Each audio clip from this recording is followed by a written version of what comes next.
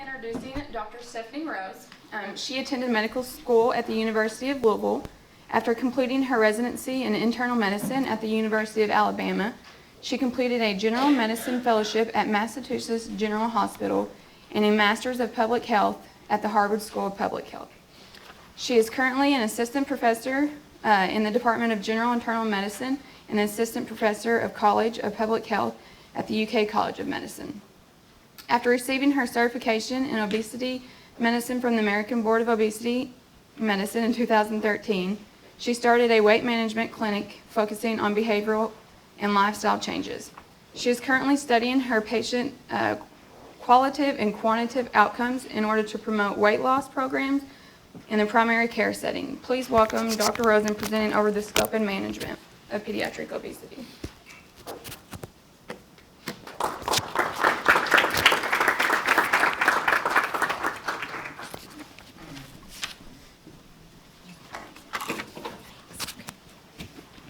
Morning. So before I start talking, I have a couple confessions to make. First of all, I'm a Cardinal fan because I grew up in Louisville and went to U of L, so I'm sorry. Oh, good, yeah, plus. Okay. Second of all, I am not a pediatrician. I am an internist, as Cassandra let you guys know.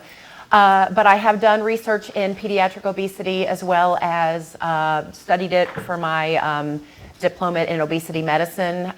So I am somewhat familiar with the issues involved with pediatrics. Now, our next speaker apparently is going to be giving a very similar talk, so hopefully I will be giving sort of an introduction to all the amazing stuff that she's going to tell you about.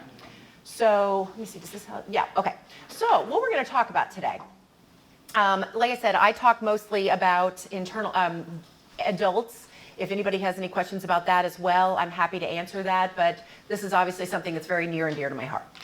So first of all, we're going to talk about the scary stuff. You guys probably are already aware of all the scary stuff in terms of how big our country is getting. We want to know why people are becoming overweight, specifically children. How do we define overweight and obesity, and how do we use that to help sort of stratify where our children are? What are we supposed to be doing to help our children? And why should we even care about this issue?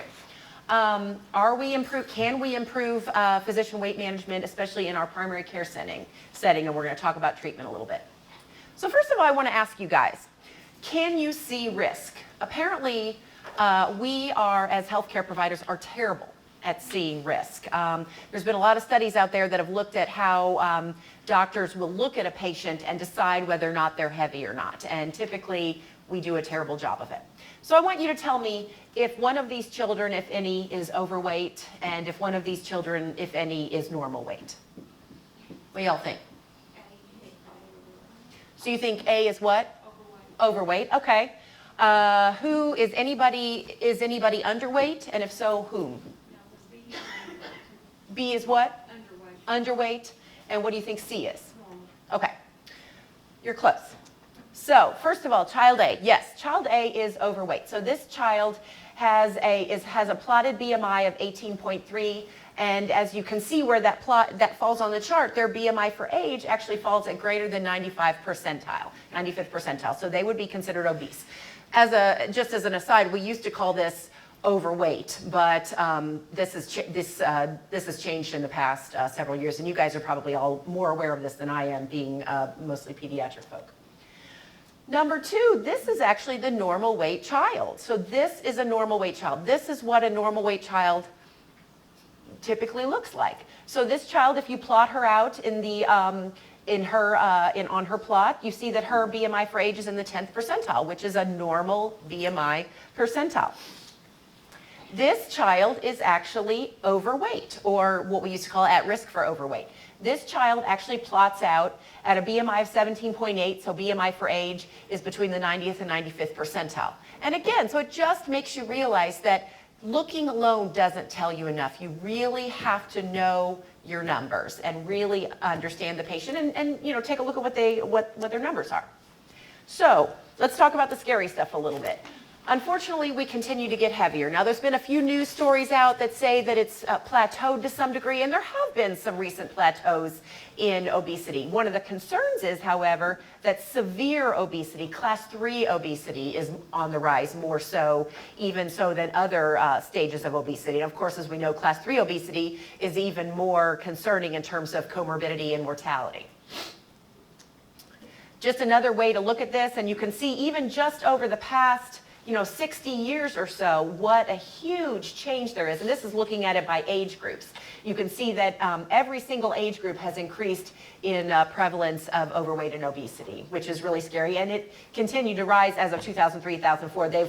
There's been some changes in how these things have been studied, but it's continued to be an issue. So, thank goodness for our friends in Mississippi and Arkansas and West Virginia and that kind of thing, because we aren't number one. But we're really close. And apparently Kentucky is leading the way in severe childhood obesity, sadly. So while we're not number one in terms of childhood obesity overall, at least as of 2011, we're certainly pretty darn close. It also differs by ethnicity, as you guys probably all know. So Hispanics and Blacks tend to have a higher prevalence of obesity. And unfortunately, this is increasing as well. So why do we use this term obese? And again, I'm going to sprinkle in a little bit of adult stuff here now and then, just so that we can understand the importance of these things, because a lot of this import comes as we get older. So why do we use this term obese? There's been a lot of studies out there that say that people don't like to be called obese, that we feel like, that patients feel that it's a derogatory term, and that providers are reluctant to use it because they feel bad using it. The term obese is a term of risk. It basically it's been found to show that a body mass index of greater than or equal to 25 portends increased morbidity and mortality, and that's where we're overweight. And a BMI of greater than or equal to 30 portends even further increased risk of morbidity and mortality. You can see how the curve goes even higher at that point. So I try to explain to my patients, when you see this term used, especially nowadays that we have the new open patient portals. UK just have the new open portals where everybody can see their notes. They're going to see that definition. We should, as providers, in my opinion, be putting that definition in their problem list. But I try to explain to them what this means, that I'm not trying to be mean, but that this is a term of risk. And so this, obesity is now considered a disease, as I believe it should be. And so we need to make sure that our patients are aware of this disease. So what is BMI, and how do we screen for body composition and screen for obesity in children? So you all know, I'm sure, that BMI, or body mass index, is weight in kilograms over height in meters squared. It's a screening tool. It's not a diagnostic tool. Because adults have specific set points for their weight. However, for children, BMI is age and gender specific. So children meet different stages in their lives as they grow up. So BMI for age, or BMI percentile, is the measure used for children. Every child should have BMI performed yearly after the age of 2. And we're going to mainly talk about children over the age of 2. So you guys, again, are probably a lot more aware of this than I. Folks who are not 85th to 95th percentile are considered overweight. Folks that are greater than or 95th percentile are considered obese. Under 5th percentile are considered underweight. And between 5th and 85th percentile are considered normal weight. And again, thinking of this as terms of risk. Again, same thing, just showing you examples of these, which I'm sure you all know them better than I. So why do we care to use BMI for age? Because it really provides us a reference. We can understand, we can basically follow these children along from the age of 2 on into adulthood, so we can see where they are in terms of where they started as children and going on into adulthood. It relates to health risk. Like I said, it is a term of risk. It correlates with clinical risk factors, even as children, for cardiovascular disease, and it's related to lipid levels and high blood pressure in middle age. So this is an important thing to follow so that we understand the potential risks that these kids have as they get older. So we've already talked about that. The other thing I want to talk about, and again, you guys may be aware of this. I was not aware of this until I took my obesity medicine certification. I want to talk a little bit about adiposity rebound and the potential risks that we see with early adiposity rebound. So adiposity rebound. In childhood, between the ages of about up until the age of about 4 and 6, children will have a decrease in subcutaneous and total body fat to a minimum before they increase again into adulthood. And that minimum point in that rebound is called adiposity rebound. Like I said, it typically happens at the age of 4 to 6 where they meet that nadir, that lowest point. So it's a normal pattern. It occurs in most children, but the age at which the adiposity rebound occurs may be a critical period in childhood for the development of obesity as an adult. Like I said, an early adiposity rebound is associated with childhood obesity or adult obesity. So you can see this child, for example, their adiposity rebound occurred earlier. You can see that their BMI, you can see that third point on the BMI on the scale right there, which was 18.5, which for them is greater than the 95th percentile, was at the age of about 3. And so you can see that that puts them at risk for obesity as an adult. So that's something to really be aware of as well when you're looking at your patients, your children who are overweight and obese.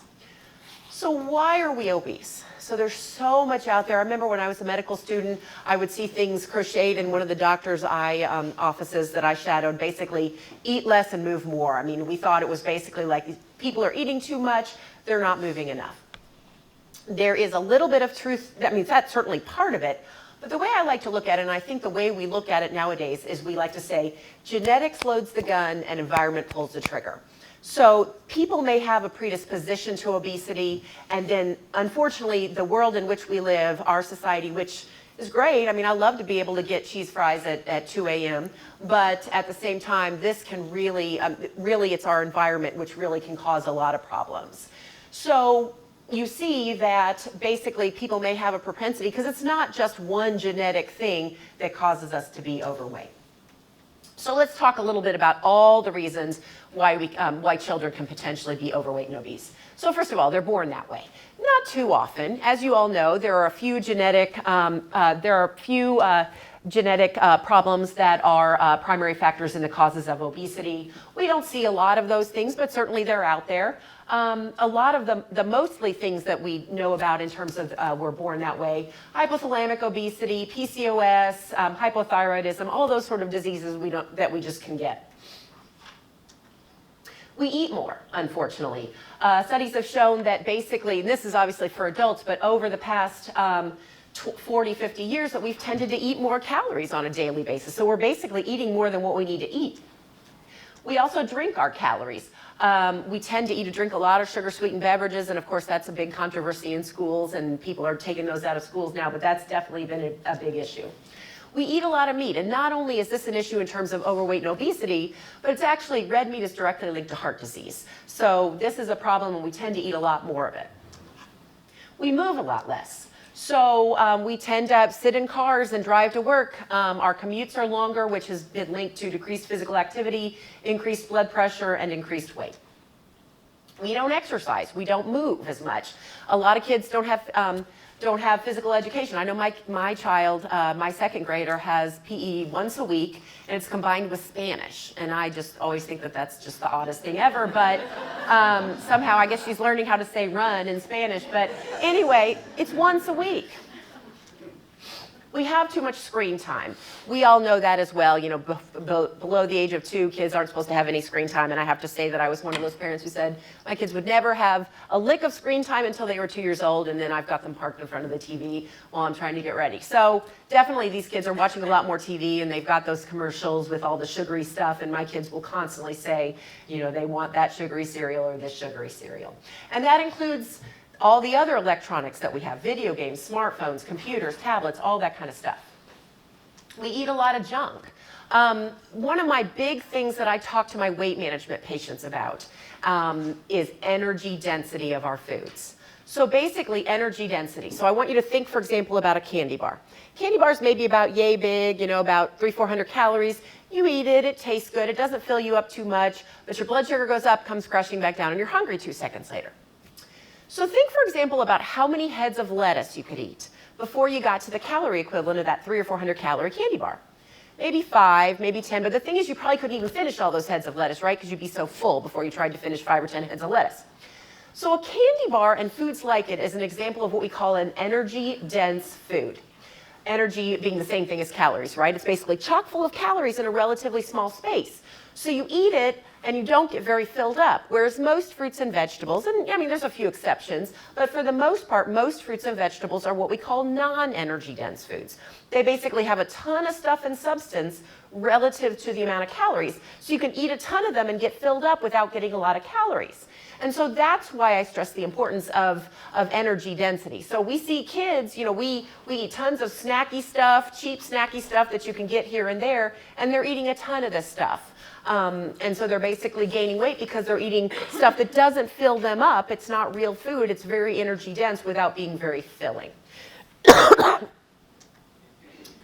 So we also misperceive our children's weight. So there's been a lot of studies, and we actually did some studies. I did some studies with one of my medical students who's now a pediatrician, looking at misperception of weight. And we looked at misperception of weight by parents for their children. And we found that misperception of weight, especially misperception of overweight, is associated with race. Mothers tend to misperceive a child's weight more so than other family members. Lower education is correlated with misperception, lower literacy status, rural versus urban residency, and Appalachian versus non-Appalachian residency.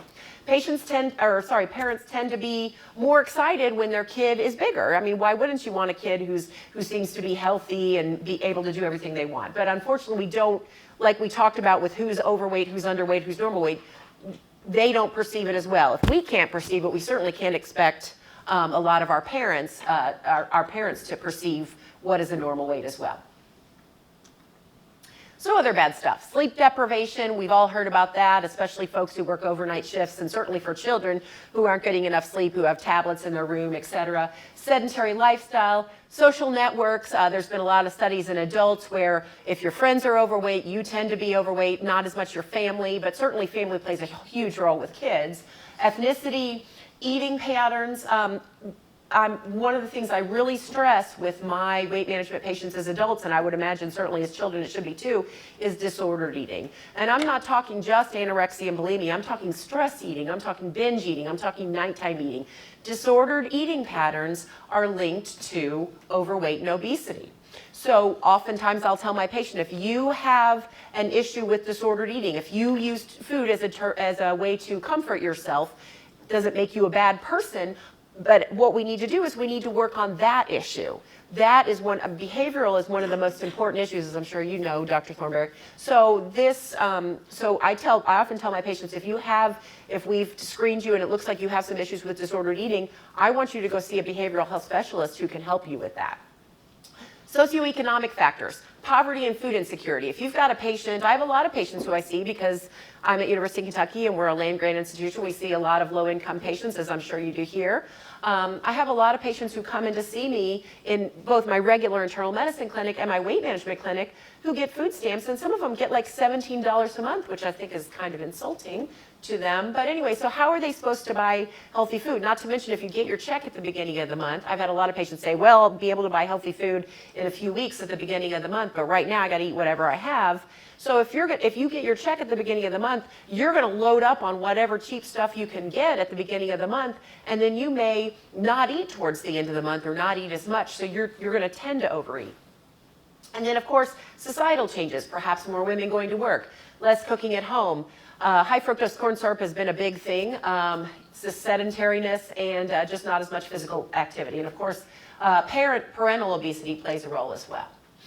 Now, we do it to ourselves, we do it to our patients, especially us internists. We kill our patients by giving them all sorts of meds that are supposed to make them better, but unfortunately can also make them obese. So antipsychotics are probably one of the most common problems. I see a lot of patients, and I'm an internist, so I don't put up patients on a lot of these things, but one of the big ones I put people on is gabapentin and Lyrica for their neuropathic pain, and I've seen people balloon up with these kinds of medications. And then there's some you wouldn't think of, but some you would. So antipsychotics, tricyclics like Elavil, like amitriptyline you might take for your sleep or your neuropathic pain is an issue. SSRIs were actually originally studied as weight loss drugs, which is kind of funny to think of, like Prozac and Paxil. I think fluoxetine was the one originally studied. Obviously, they didn't make the cut because a lot of my patients gain weight on them. So SSRIs, there's a little bit, some are more weight neutral than others. Anti-epileptics, like I said, gabapentin is a big offender, as is Lyrica. Diabetes medications, metformin's really the only one that doesn't cause weight gain and may cause weight loss. But the rest of them, especially insulin, I see patients go up, tens and tens of pounds on insulin. Even antihistamines, Benadryl, Claritin. Maybe the second generation's not quite as much as the first generations, but antihistamines are linked to weight gain, alpha and beta blockers, sleep medications like Ambien, and then of course steroids, which we're familiar with. So what I tell my patients is, I'm not changing these medications, obviously. If you were prescribed these medications, you need these medications. But sometimes when I have the opportunity to prescribe a medication, I will try to be mindful of weight gain. So I will tell my patient, look, we might want to try something for your neuropathic pain. Maybe we shouldn't try Lyrica because I've seen people really blow up with Lyrica. Maybe we should try gabapentin first, that I've seen has less weight gain along with it. So if in those instances, I may try to make an effort. But obviously, if patients need medications, they need medications, and we'll work around it. There's been a lot of studies also in other sort of more unusual topics, gut microbiome. So the relationship between the resident bacteria within the intestinal tract and the potential for weight gain. As well as administration of antibiotics. There's a lot of new studies out there that show that antibiotics change your gut flora for up to a year. And I don't know whether there's any kind of real determination as to whether or not this is a correlation or a causal effect. So is our bacteria different to begin with if we're overweight or obese? Or does something change, or is it just a correlation? So I don't think the jury's out with that, but certainly they've been seeing a lot of links with that. I don't know, the thought of having a fecal transplant kind of turns me off a little bit, but something to think about. Toxins. So there's lots of toxins that have been studied as well, and one of the big ones that you guys probably know about is BPA. So BPA has been is a selective modulator of estrogen receptors and has been found to accelerate adipogenesis and postnatal somatic growth. So you see a lot of things that say BPA-free, BPA-free. So there's really something potentially to be said for a lot of the toxins in our canned goods. I mean, you see it in bottles, it's BPA-free, but our canned goods have BPA lining them as well. So there's a lot of things to be thinking about in these kinds of things too. Again, we're not talking about one cause. We're talking about a whole environment of causes. Like I said, the environment's what is potentially pulling the trigger. And then viruses have even been studied. So possibility that obesity can be triggered or exacerbated by exposure to a virus, especially adenovirus, has been indicated to be have an association with overweight and obesity. But again, whether or not it's causal or correlation, not really sure. Excuse me, getting over a cold here. And metabolic programming. So this is basically, again, an idea of where the environment pulls the trigger. Basically where environmental influences that we have early in life, and nutritional influences during certain key periods in our lifespan that can potentially play a role in our predisposition to obesity and metabolic disease. So really, most of that study has been done at the time of gestation. So talking about that, when do people become obese? And again, we're going to talk a little bit about adults here. So age matters, like I said, about this metabolic programming.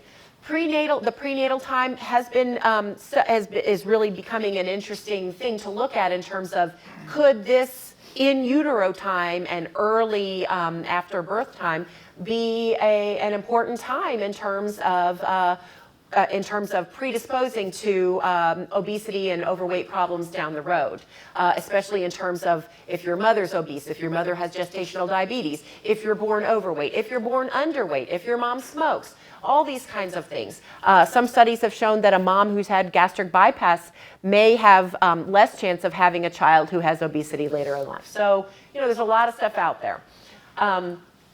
Breastfeeding, as you all know, has been something that people talk about in terms of decreasing the risk of obesity. We talked about parental in terms of if you have a parent who's obese may predict obesity. Adolescence is typically a time when you're running around and getting a lot and doing a lot of sports, but it also may be a time when you settle down somewhat and you're going to school and you're just sitting and you're being more sedentary than you might have been as a child. And so then in adulthood, Women, especially at pregnancy, obviously we all know that that can be a real challenging time, or at least I know that can be a really challenging time. And then menopause. Menopause can often be a time not only when we gain weight, but also when we shift where our body weight is. So you all have probably heard about the idea that pears have decreased cardiovascular risk. Somebody who's shaped like a pear, has less risk than somebody who's shaped like an apple, right, with a big belly. So unfortunately, as we go through menopause, our waists tend to expand. And so menopause may not even be an increased risk because of weight gain, but because of where our weight tends to shift. And then these studies have been done in men, but really could pertain to women as well. So, you think about early teens, maybe you're playing sports, that kind of thing. Then you get in college, you start drinking beer and eating pizza, gain the freshman 15, and then you kind of leave college, you get married, have a family, start working a job, and the pounds kind of creep on. And so just as an aside here, think about the weight you were at the age of 20. And think about that weight. So if you were a normal weight at the age of 20, at normal BMI, just a gain of 11 pounds from that weight at the age of 20, even if you stay within a normal BMI range, because you certainly could, portends increased risk of comorbidity and mortality related to cardiovascular disease, et cetera. So what a huge thing to think about in terms of just that weight gain that we all tend to think is just sort of a normal part of aging, but it really can make a difference in terms of risk. So why does this matter? You pediatricians and you pediatric healthcare providers are going to have to become internists like me pretty soon.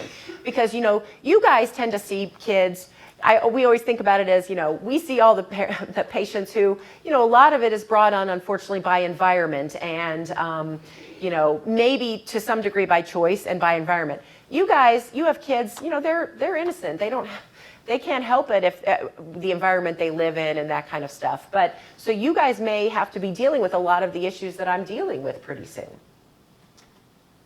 This is a great study, and some of you guys may have heard of this. I kind of consider this the Framingham of the South, the Framingham study of the South, the Bogalusa heart study that was done in Louisiana. It basically was a study to look at the early natural history of coronary artery disease and essential hypertension, and it went between 1972 and 2005. And as you know, the Framingham heart study is done in Framingham, Massachusetts. It's been going on and it's still ongoing. This actually is a great study, a lot more diverse study in terms of it has not only a lot of white people, but also African American as well. So what they found was that there's documented anatomic changes that occur by 5 to 8 years of age in terms of heart disease changes and things like that. Really a huge thing to find. So we know that kids, it's not like all of a sudden you turn 18 and then your risk turns on. We're creating those risks as we grow up. So what are all these risks? So you guys probably know most of this stuff. The things that we really don't always think, we think about a lot of, there's orthopedic ones that I don't see as an adult, but the Blount disease, et cetera. There's certainly asthma, sleep apnea, those can be issues in childhood. Fatty liver disease, gallbladder disease, high blood pressure in children, diabetes. I'm sure that several of you have seen type 2 diabetes or even in children. Dermatological issues in terms of intertrigo, hidradenitis suppurativa, of course, pseudotumor cerebri. And then again, I really want to stress the psychosocial issues because these children really struggle and they may not talk about it, but I do a lot of weight histories on my patients who are adults, and I'll have them go through the lifespan in terms of, how did you compare in terms of, even if they don't remember how much they weighed between the ages of 0 and 5 and 5 and 10, where did you compare to the other kids? And they'll know, I was bigger than the other kids, or I was a normal weight than the other kids until this time, and I felt really isolated and I felt really bad. And so they may not be talking about it, but a lot of them remember very, very much so, and with a lot of pain, the issues that they went through. So once children are obese, they're 8 times more likely to develop hypertension, they're more likely to become obese adults, they have the beginnings of fatty liver disease, they already have greater than 2 CVD risk factors, and they have a higher prevalence of asthma. Not good. And then they become obese adults, and then they have all these issues as well. Plus they die sooner. So not good. So why do we care? Why do we need to screen these kids? Because we don't want them to die. And while there's been a lot of studies out there that say, you know, when you look at adults, oh, adults who are overweight in the ICU tend to do better, et cetera, et cetera. But there are truly studies out there that show benefits of weight loss, that actually weight loss can increase survival and can improve a lot of the comorbidities associated with weight. So obviously for children, a lot of it is prevention, but then treatment, it plays a role as well. Also, studies have shown that healthcare costs are way out of proportion in patients who are overweight and obese. So there's tons of folks who have recommended that we screen and treat for overweight and obesity. So what do? So first of all, what we're basically wanting to do with our overweight and obese children is first screen them to see if they are overweight and obese, and we need to actually use our tools like we talked about, because we can't just look at a child and decide. And then we need to decide, do they have a reason for their obesity, as in do they have, is there a cause for their obesity that we can pick up on? You know, maybe there's thyroid issues or cortisol issues or whatever. And then also, do they have any, have they developed any comorbidities related to their obesity? So we want to look at causes and effects, basically. So first of all, we want to do a great history, and then we want to estimate any of their risks. We definitely want to do a social history. We want to talk to their family. We want to get an activity history. We want to talk about school, all those kinds of things. We want to get their blood pressure. We want to get their pulse. We want to do a physical exam, including Tanner stage, because obviously that can be accelerated. And we want to do labs. We want to do labs in these children. Routine screening for type 2 diabetes, dyslipidemia, hypertension, fatty liver disease in kids with a BMI of greater than or equal to 85th or greater than or equal to 95th percentile, as well as thyroid and vitamin D. And we want to screen them for sleep apnea. And again, don't forget disordered eating patterns. And I actually, when I first learned about doing all these labs on children, and again, this is typically over the age of 6, I was shocked. I didn't think that you guys did that on kids, but because you guys are seeing children who are developing adult diseases, this is something that needs to be done.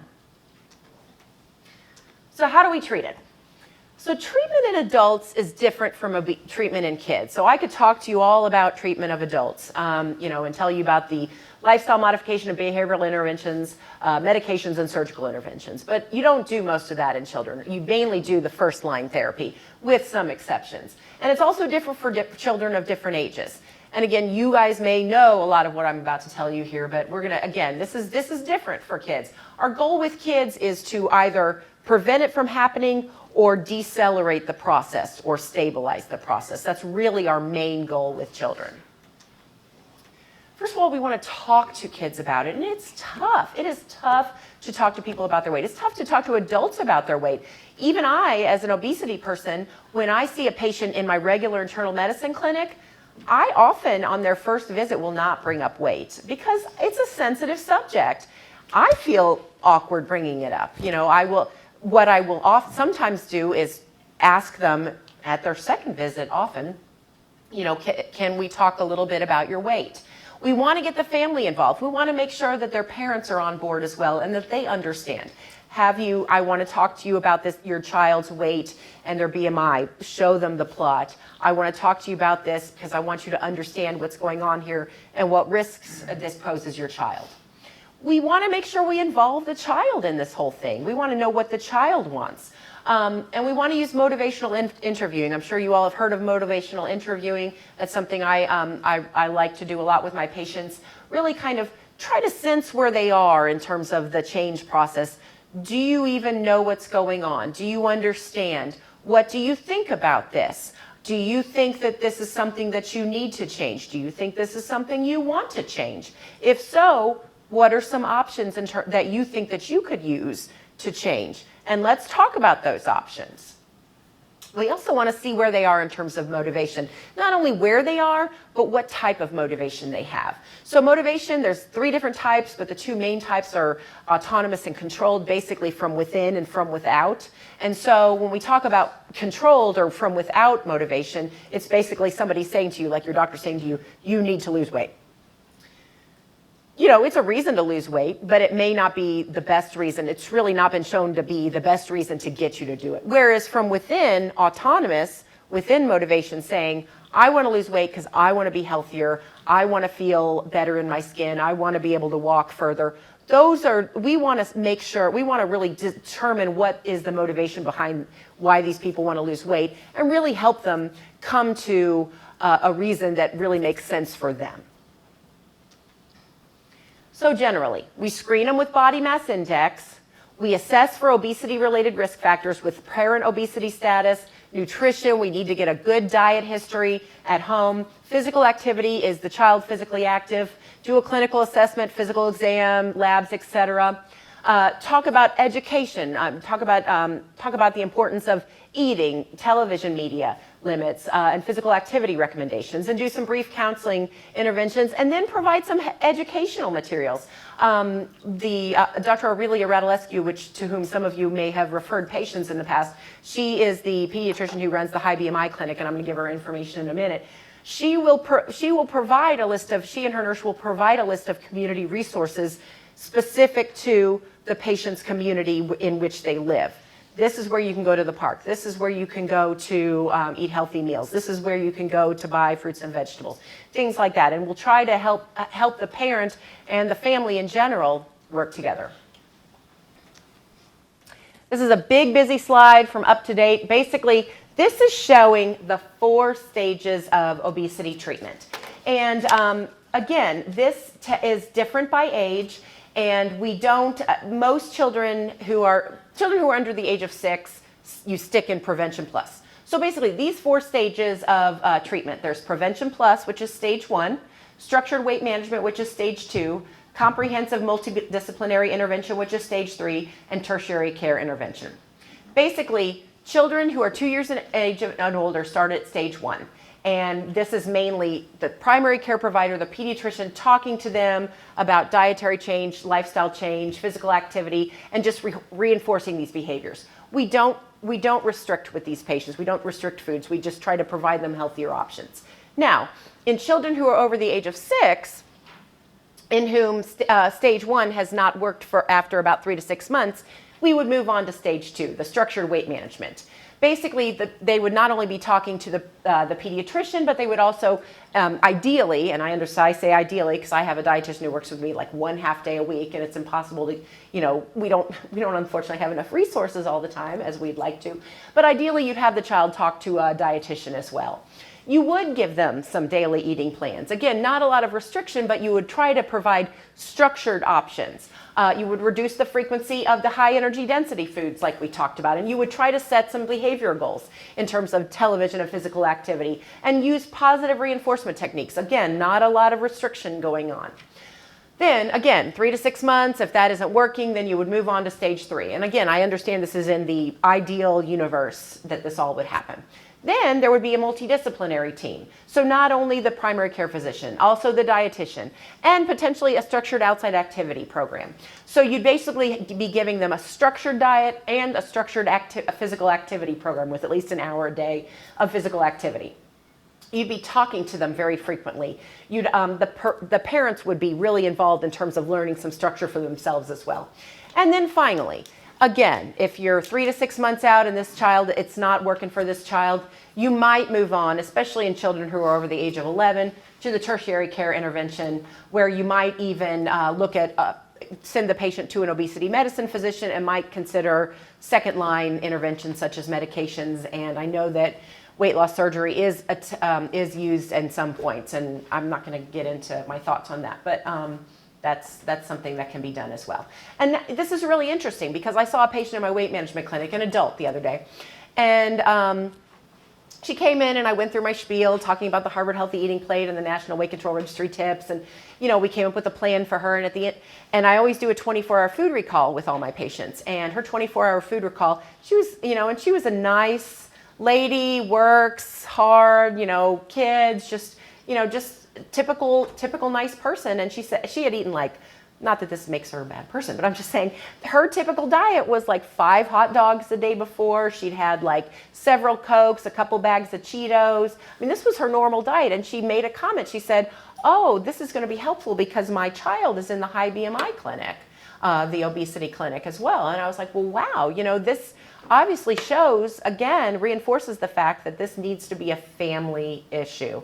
Because if this mom's eating this, she's probably not feeding her kids salads and salmon, so this needs to be something addressed again as a family. We're not going to go through all this. We already talked about this. This is basically, this is in that issue of pediatrics. You can see sort of the algorithm for how to follow these guidelines that we just discussed in terms of where their BMI percentile is and where you go in terms of stage 1, stage 2, stage 3, and stage 4 treatment.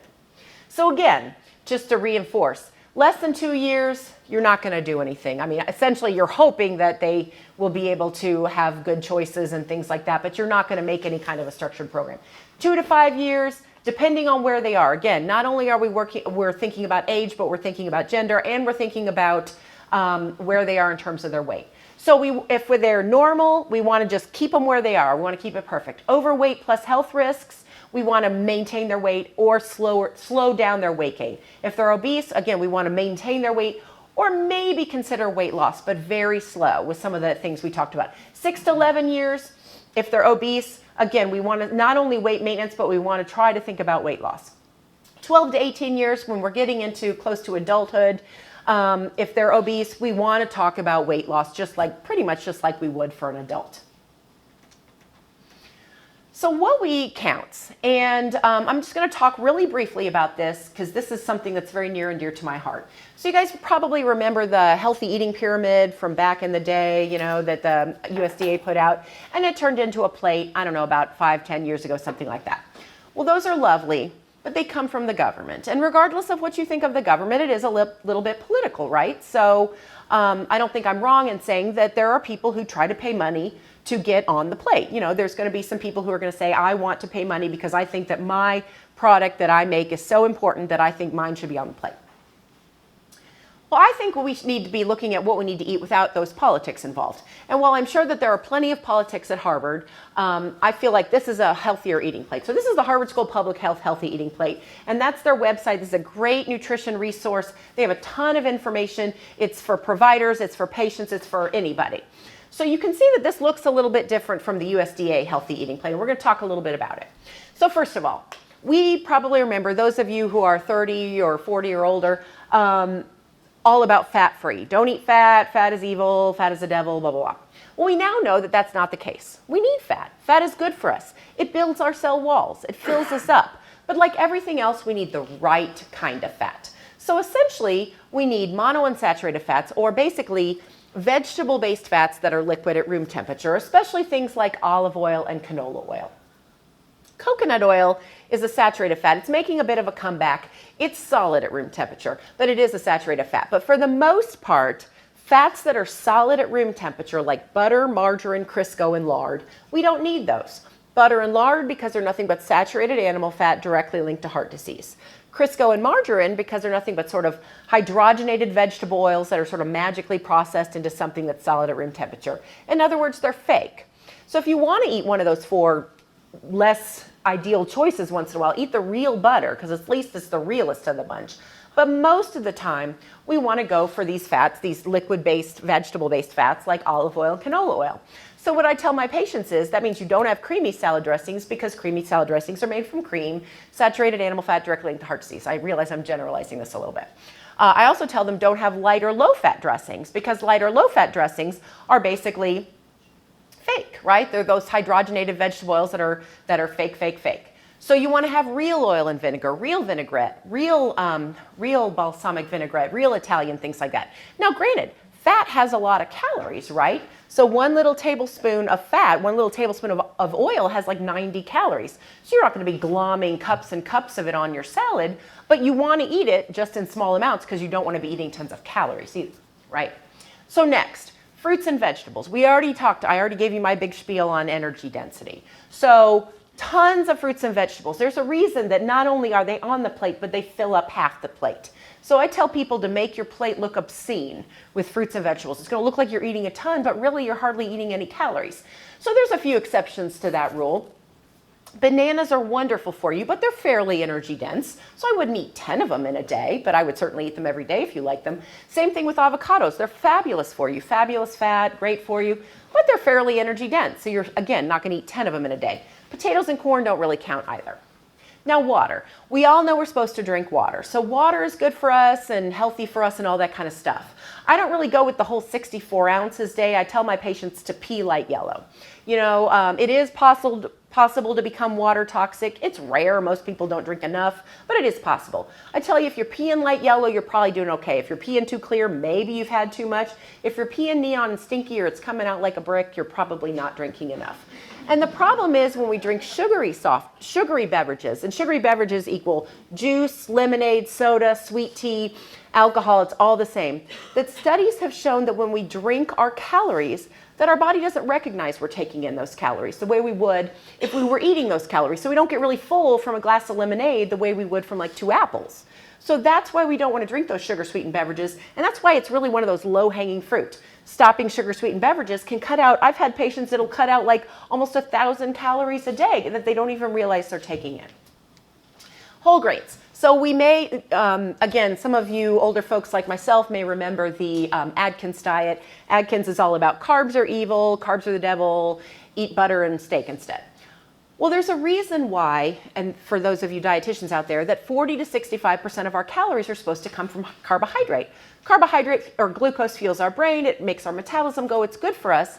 But the problem is that carbs have gotten a bad reputation because over the past 40 to 50 years or so, and again, I'm simplifying this, but over the past 40 to 50 years ago, we've tended to eat a lot of what's called simple carbs, right?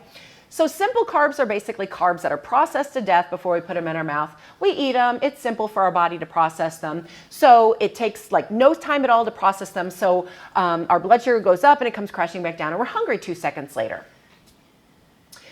So again, we need carbs, but we need what's called complex carbs. So complex carbs are basically carbs that are not processed to death. We eat them, we put them in our mouth, and it's hard for our body to process them, which is good because it takes a long time to digest them. Our blood sugar stays stable and we stay fuller longer. There's a lot of simple carbs in any kind of sweetened drink. There's a lot of simple carbs in any kind of dessert, ice cream, stuff like that. There's a lot of simple carbs in fruits, but they also have fiber and so many other good things that I never limit them. There's also a lot of simple carbs in white bread, white rice, white pasta, crackers, etc.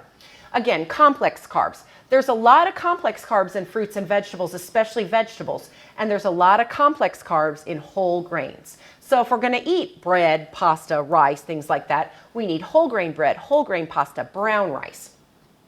And we probably don't need crackers anyway, even though I like crackers. But anyway, but you need to not only look at the label when you look at the bread and just because it's brown, it's good. You need to look at those ingredients. And if it says enriched whole wheat flour, enriched whole grain flour, enriched white flour, that's not the right kind you want. Enriched does not mean they made it better. It means they sucked all the good stuff out of it, then they enriched it by adding a little bit back in, and then they maybe added a little brown food coloring to make it cute. If your box of Triscuits or Wheat Thins or something like that says, oh, I have 5 grams of whole grains, it's possible, not necessarily, but it's possible that they added those 5 whole grains for marketing purposes and it really has 12 grams of enriched grains. So you really want to tell your patients you need to read the ingredients. You want whole grain and it needs to not say enriched. So finally, we do need protein. Protein can potentially play a role in weight loss because it revs up our metabolism, increases our lean muscle mass, and it fills us up. We need on average, and I'm talking as adults here, so I don't know about kids, but adults need on average about 0.8 to 1.2 grams per kilogram ideal body weight per day of protein. So like maybe a 5'4" tall woman would need maybe like 50 grams a day. Now some people say eat like 25 to 30 grams per meal, but again, that's, it's all kind of relative there and it depends. The point is the types of proteins matter. So first of all, if you're going to have meat sources of protein, any kind of fish that's not cooked in butter or fried is great. Here I would say canned is okay. You can have canned tuna or salmon or chicken. I know chicken's not a fish, but you can have those. You have to worry about the mercury poisoning and the dolphin killing and things like that, but you can have that a couple times a week. Sorry, don't make me laugh. I have a cough. You can have white meat chicken. You can have white meat turkey that's not cooked that's not fried or without the skin. You can have pork tenderloin. You can have lean pork chops. Now, red meat is directly linked to heart disease. So, my dietitian who I work with, he's pretty hardcore. He would say never have red meat again. I have to say I'm a recovering vegetarian and I loves me a greasy cheeseburger. So I have a greasy cheeseburger once in a while. So maybe twice a month, something like that, but you really want to avoid it most of the time. Also processed meats. So hot dogs, bologna, salami, bacon, sausage, all those kinds of things. We want to avoid those most of the time too. Now lean deli meats are okay a couple times a week, but they're still pretty processed. So you want to try to avoid those as well. But we really want to think about non-meat sources of protein. And if any of you have ever heard of Walter Willett, who's like the big guru up at Harvard, who is the MD nutrition guru at Harvard, he and Molly Katzen, who was the big hippie in the 70s who wrote the Moosewood Cookbook, have come up with cookbooks that really focus on a plant-based diet. And, I'm a big advocate for that personally. That's my own personal stand. But anyway, so we really want to think about non-meat sources, even though I like cheeseburgers, non-meat sources of protein. So for example, beans. Beans are a wonderful non-meat source of protein. Any kind of beans you want, white, black, red, kidney, anything. Put them in your soup. Eat vegetarian chili, eat turkey burger chili, eat lentil soup, anything. Nuts. Eating 12 almonds before a meal has been shown to decrease the amount you eat during that meal. Now, some nuts have better fat than others. And remember, nuts have a lot of calories. So you can't, like a cup of peanuts has like 830 calories, which would be like half your calories for the day if you're just an average weight person. So the point is we don't want to eat tons and tons of nuts, but they're great for us. They're good fat and they fill us up. A lot of my patients, especially my low-income patients, I'm a huge fan of peanut butter. If you're not allergic, peanut butter sandwich on whole grain bread, a glass of milk and apple. It's a great breakfast, lunch, dinner, snack, whatever. Really fills you up, lots of good fats and proteins. Eggs are a reasonable source of protein. We used to worry about the cholesterol. Certainly for your patients who have very high cholesterol may be an issue, but for most people, having an egg a day or a few times a week is not a big deal. Now, cheese and dairy, remember cheese and dairy comes from animals. So it's the wrong source of, it's the wrong kind of fat, right? It's saturated animal fat. So I tell most of my patients to eat lower fat options of cheese and dairy. If you want to have full fat because it tastes really good, then think of it as more of a condiment or a side dish rather than getting like your main source of protein from like a big cheesy quesadilla or something like that. So this is sort of a variation on what Harvard has done in terms of the children's healthy eating plate. I looked at it. It looks fairly similar to the previous one in terms of the substance there.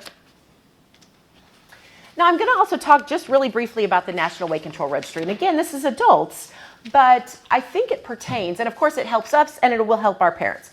So the National Weight Control Registry is a really interesting research study that's been going on for 22 years. The researchers who started this study, and I think they were up in Rhode Island or in Colorado, I'm not sure. The researchers who started this study wanted to find out the secrets of people who were successful at losing weight and keeping it off. They wanted to find out what is it about some people that they're able to lose weight and keep it off when other people struggle, one, to lose weight, and two, certainly to keep it off once they've lost it. So they defined successful weight loss as somebody who had lost at least 30 pounds and kept it off for at least a year. And anybody who met those criteria was invited to fill out a big survey saying what they'd done to lose weight and keep it off. And this is still going on today. You can Google this online. If you lose 30 pounds and keep it off a year and you want to be in the study, you can. They would love it. There's well over 10,000 people now in the study. They've lost an average of about 66 pounds and kept it off for an average of about 5.5 to 6.5 years. And so they've looked at these surveys and they found that people tend to say similar things. That John and Jane and Jack and Joe and Jill, everybody was giving sort of similar answers when they talked about what worked for weight loss and weight maintenance. So they've published these data and it really forms the basis of what we tell people to do to help them lose weight. Now this is not like the sexy fad diet, Dr. Oz diet of 2016, sorry. I should have said that. I don't mean to. This is pretty boring stuff. This is pretty basic stuff you've heard 20,000 times, but we're going to talk about this real briefly. So first of all, these people tended to eat a low calorie and low fat diet. Well, we don't care as much about fat anymore. You can have 25 to 35% of your calories from fat as long as you're eating those good fats we talked about, right? Furthermore, you see they're eating an average of 1,385 calories. I never start my patients on 1,385 calories. That's once they're at a weight maintenance stage. That's a whole different thing. Certainly, we have to calculate your basal metabolic rate and come to a decision. And certainly for children, we're not counting calories. That's never an issue with children. The point is a consistent calorie diet. And again, this is talking more about adults. These people tended to eat frequently and eat breakfast every day. Occasionally, there's a little drama about breakfast, but for the most part, studies have shown that small, frequent meals and breakfast every day play a key role in weight loss and weight maintenance. Your car's not going to go without gas in it, nor are you. Not to mention that if you basically starve yourself all day, your body will say, I'm starving. I don't know when you're going to feed me next, but when you do, I'm going to suck onto every last calorie you give me. Not to mention, it's very hard to resist temptation if you're hungry. If you have something in there, you can say, I don't need to have that donut, or you can say, I can wait till another time. But it's hard to do it when you're letting yourself go hungry. It's just not worth it. Next, these people tend to rarely eat meals outside the home and rarely eat fast food. Well, we all know why that is. Fast food is junk, restaurant food is junk, the portions are huge. But here's the thing. A lot of us are busy. We have to eat out, and we have our children with us. We go through that drive-through, and it's just easy to do it. So what I tell people is, if eating out or eating fast food is part of your life, you have to make the right choice. You're not going to go to Chick-fil-A and get the fried chicken sandwich and waffle fries. You're going to get the grilled chicken wrap or the soup and salad.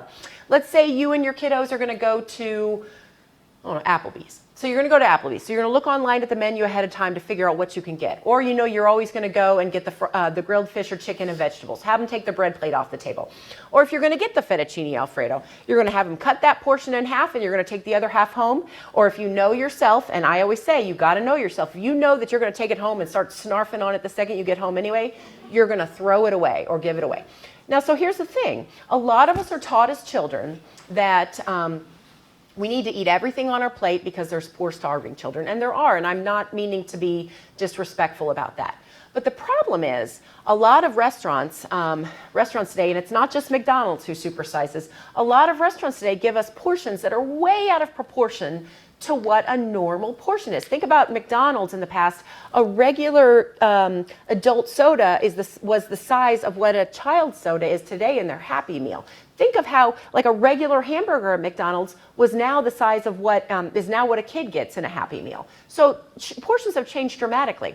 And studies have shown that the more food that's on our plate, the more we will tend to eat, regardless of our hunger level. So here we've got guilt. We've got huge portions, we've got all these things ganging up on us. Again, remember, the genetics pulls the gun and the environment pulls the trigger. So we need to learn that it's okay to throw away, or have them give us a half portion and say, I refuse to take the rest, even if it means you have to pay for it. We're not getting value when at the end of the day, we're going to be paying more for our diabetes and obesity meds. These people tended to have little dietary variety. So that doesn't mean they never ate anything different or fun or unusual. It means they knew what worked for them. So these people knew if they ate their certain breakfasts and lunches and dinners and snacks, that they would lose or maintain weight. And if they went off the rails, a vacation, a birthday, a holiday, that they went back on the rails the next day. And sometimes that's the hardest thing to do. You screw up one day and you say, I can't do this. But they did it. They would go back. And a lot of my patients, that's why I'm like, you're coming back. If you screwed up, we're going to get you back on it. But also, these people knew that they tended, if they liked certain things that they knew worked for them, they would tend to eat them a lot the same. So some of my patients like to eat the same thing for breakfast and lunch. We all know what we kind of tend to like to eat for certain meals. And they knew what worked and they stuck with it. Now, you don't have to, but sometimes it's just easier. They tended to have no splurge days. I'm actually a fan of one cheat meal a week. Now, not a cheat day, because you can do a lot of damage in a day, but one meal a week. If you want to sit down, whatever a patient tells me is their favorite thing, like for me, it would be pizza and ice cream. If I want to sit down with a large cheesy pizza and a gallon of ice cream, like for example, my birthday's coming up, April 30th. So if you want to send me a card. On my birthday, I call it Cheeto and Oreo Day. So I buy myself a huge bag of Cheetos and a big old thing of Oreos. And I know they're disgusting, but I love them. And that's all I eat all day, and I eat the whole thing. So studies have shown, and the reason I do this is because studies have shown that the more you restrict and say you can't have something, the more likely you are to just binge and overeat it. I try to tell people there are a lot of things that exist on this planet that nobody ever needs to eat. Joey Bauer is never going to tell me to integrate a Cheeto as a part of a regular healthy diet. But I like Cheetos, so I'm going to eat them once in a while, just not every day. So we already talked about sugar sweetened drinks. Now you'll see these people exercise a lot, and in my talk on adults, I say it's really all about diet, and it really is. These people were exercising a lot, mostly for maintenance. And it can play a small role in weight loss, but mostly it's diet. I gotta tell you, I'm sorry if it bursts up anybody's bubble, but it's mostly diet. Monitoring, these people monitored. They weighed themselves. They cut their calories, not so much their fat grams. They basically put in effort. And actually that kind of insults me a little bit. It says increase your restraint and mental effort regarding your weight loss, because I feel that a lot of people put a lot of effort into their weight, especially women. you're constantly thinking about yourself. Oh, I suck. I'm so fat. I'm so ugly. I can't lose any weight. What's wrong with me? But I'm saying positive effort. I'm saying get out of that negative talk and trying to get into a more positive mindset. So that's where I like to make sure that I correct that. Okay, I'm running out of time. So there's also apparently an adolescent weight control registry. I looked it up last night just to see, because when I looked this up several years ago, it hadn't started. I still don't know if it's started. So anyway, it's the goal to really basically do the same thing for adolescents. So in our own backyard, Dr. Radulescu, she is a pediatrician, and you guys may have heard of her at the UK High BMI Clinic.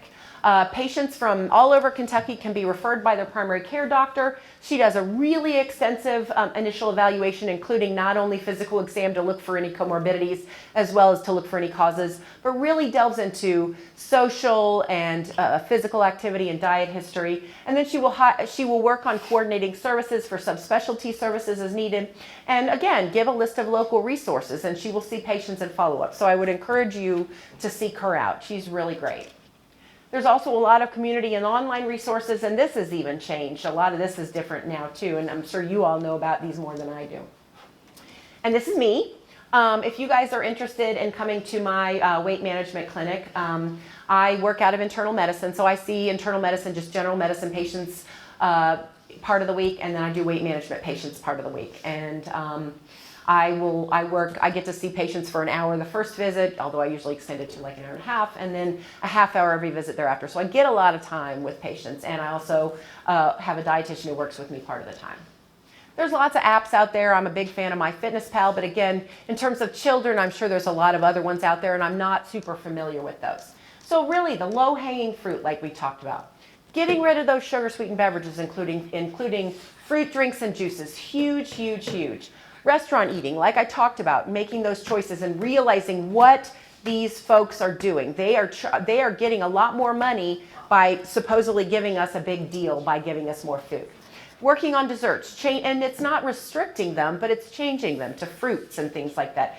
If kids are hungry enough, they'll eat. Mine do. And then poor food choices. Again, providing these choices, making the right choices available. So again, we're growing. We truly, and I say doctors because that came from a previous slide, but healthcare providers in general, we can help intervene. We need to not only look at our patients, but actually use the tools we have to diagnose them and realize what's going on. So with that, I want to thank you very much. These are, of course, my children, and see if you have any questions.